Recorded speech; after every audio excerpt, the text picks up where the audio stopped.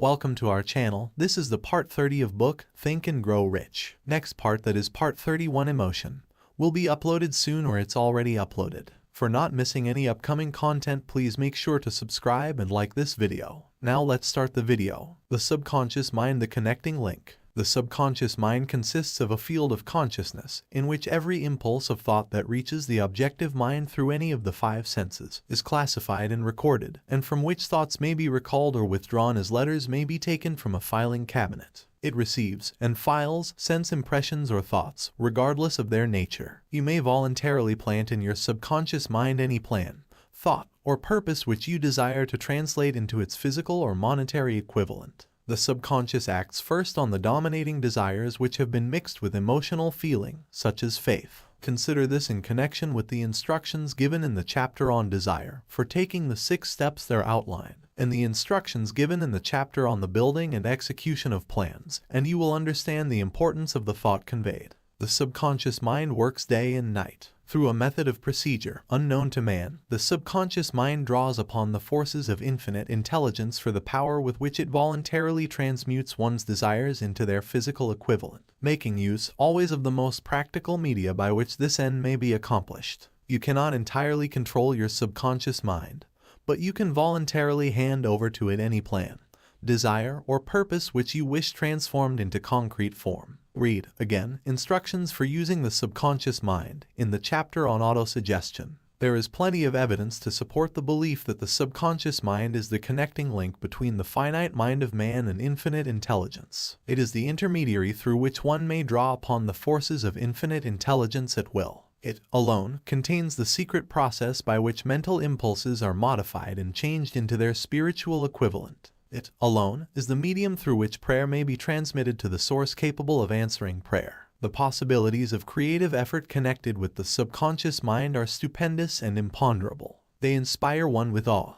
I never approach the discussion of the subconscious mind without a feeling of littleness and inferiority due, perhaps, to the fact that man's entire stock of knowledge on this subject is so pitifully limited. The very fact that the subconscious mind is the medium of communication between the thinking mind of man and infinite intelligence is, of itself, a thought which almost paralyzes one's reason. After you have accepted, as a reality, the existence of the subconscious mind, and understand its possibilities as a medium for transmuting your desires into their physical or monetary equivalent, you will comprehend the full significance of the instructions given in the chapter on desire. You will also understand why you have been repeatedly admonished to make your desires clear, and to reduce them to writing. You will also understand the necessity of persistence in carrying out instructions. The 13 principles are the stimuli with which you acquire the ability to reach and to influence your subconscious mind. Do not become discouraged if you cannot do this upon the first attempt. Remember that the subconscious mind may be voluntarily directed only through habit, under the directions given in the chapter on faith. You have not yet had time to master faith. Be patient. Be persistent. A good many statements in the chapters on faith and autosuggestion will be repeated here for the benefit of your subconscious mind.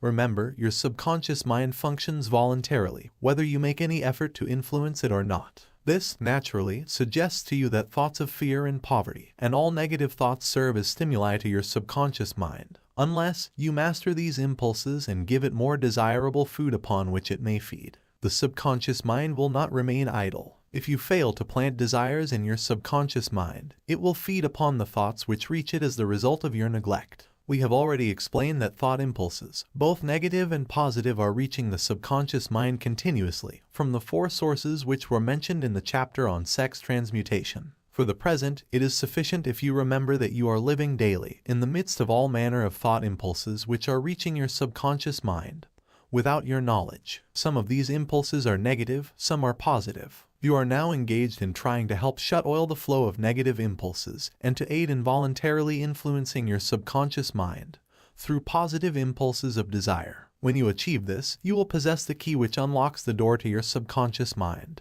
Moreover, you will control that door so completely that no undesirable thought may influence your subconscious mind. Everything which man creates begins in the form of a thought impulse. Man can create nothing which he does not first conceive in thought. Through the aid of the imagination, thought impulses may be assembled into plans. The imagination, when under control, may be used for the creation of plans or purposes that lead to success in one's chosen occupation. All thought impulses, intended for transmutation into their physical equivalent, voluntarily planted in the subconscious mind, must pass through the imagination and be mixed with faith. The mixing of faith with a plan or purpose intended for submission to the subconscious mind may be done only through the imagination. From these statements, you will readily observe that voluntary use of the subconscious mind calls for coordination and application of all the principles. Ella Wheeler Wilcox gave evidence of her understanding of the power of the subconscious mind when she wrote, "You never can tell what a thought will do in bringing you hate or love. For thoughts are things, and their airy wings are swifter than carrier doves. They follow the law of the universe. Each thing creates its kind,